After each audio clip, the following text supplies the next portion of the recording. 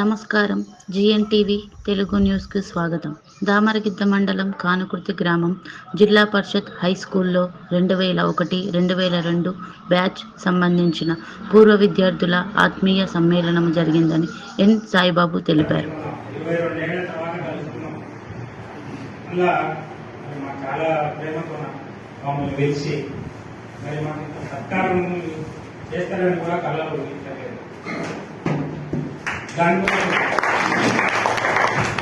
మీరందరూ కూడా మీరు ఉద్యోగాలు కూడా చెప్పారు.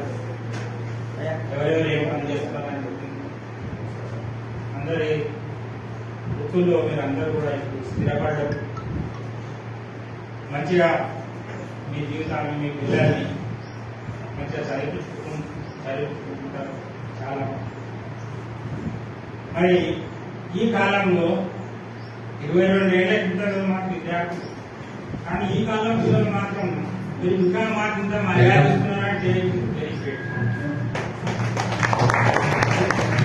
ఇప్పటి పిల్లలు ఇప్పుడు ఒక జనరేషన్ అంతా కూడా కార్లను చూస్తే పడకపోతారు.